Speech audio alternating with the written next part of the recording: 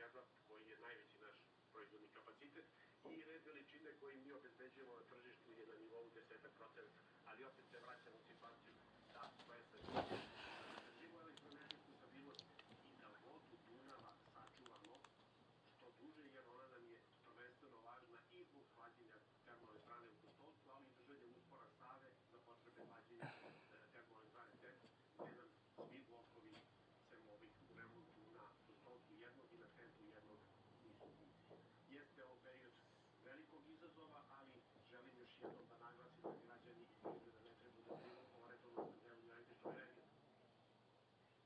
Srpski narod se seća stradanja i egzodusa Srba u operaciji Hrvatske vojske i policije Oluje.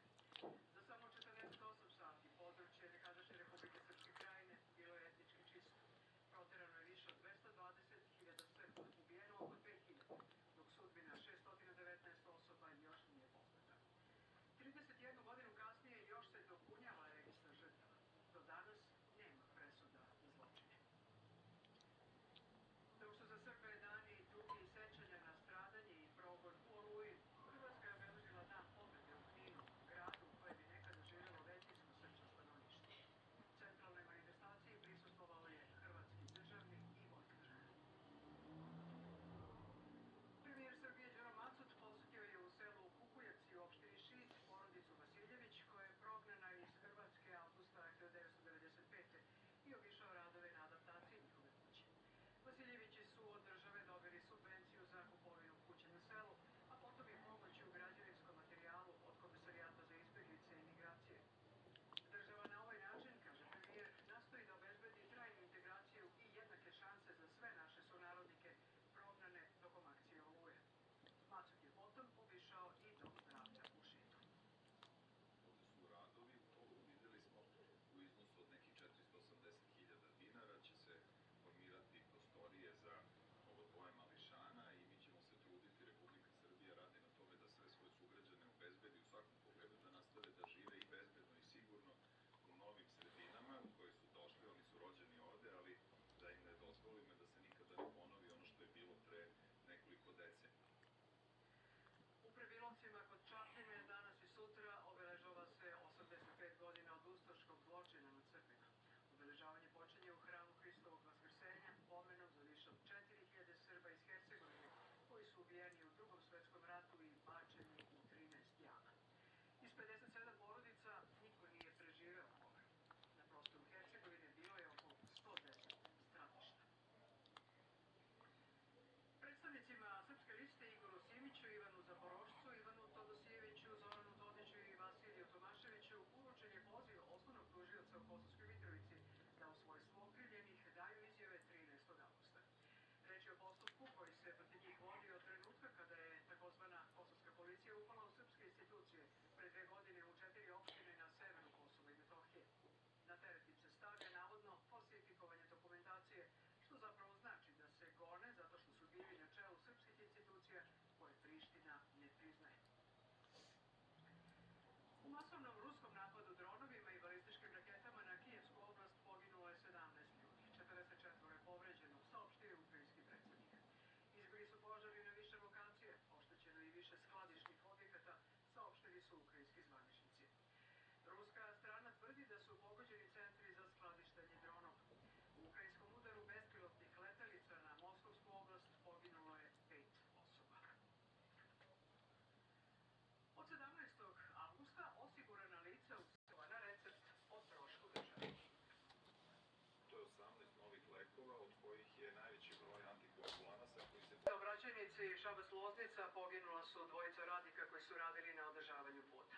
Do nesreće je došlo kada je kamion koji se kretao iz pravca Šapca ka Loznici naleteo na vozilo firme Signal Sombor, koje se bavi postavljanjem i održavanjem saobraćajne signalizacije, i radnike koji su se nalazili na kolovozu gde su izvodili radove.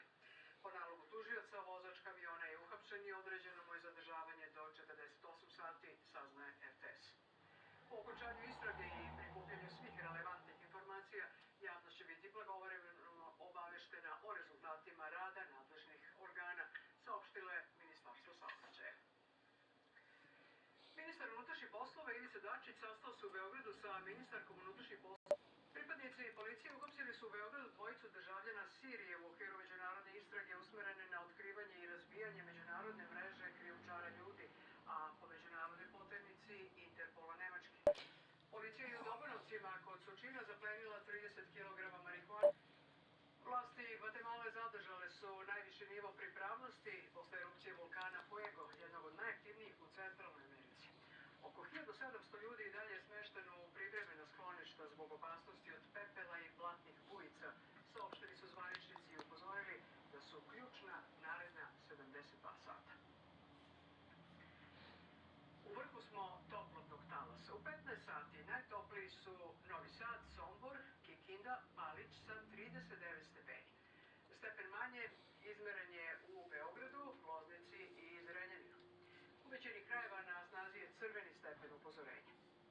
I sutra pretežno sunčano i veoma toplo. Popodne na istoku, jugu i jugozapadu, u Pomoravlju i Banatu, ponegde kratkotrajna kiša ili pljusak s grmljavinom. Jutarnja temperatura od 12 stepeni do 24 stepena, dnevna od 35 do 40 stepeni. Postepen pad temperature od petka. Pratili ste vesti, sledi emisija Voj Srbija. Hvala vam na pažnji.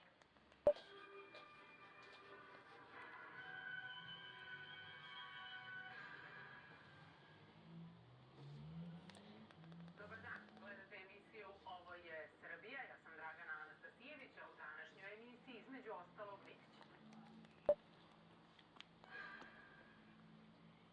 Od 17. avgusta 18 novih lekova na listi. Najveći deo troškova snosit će država, najavio premijer Macut u Šidu. Uoči dana rudara, naša ekipa sa rudarima rudnika Štavalj kod Sjenice.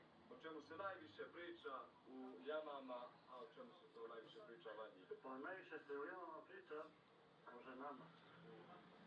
A da se nađemo u gradu, onda se priča o poslu.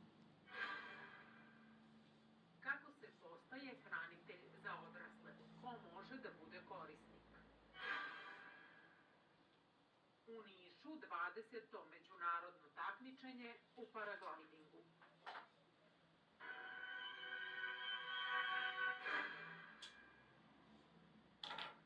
Situacija na Dunavu kod Apatina i Bezdana vrlo je nepovoljna sa najnižim vodostajem od proleća.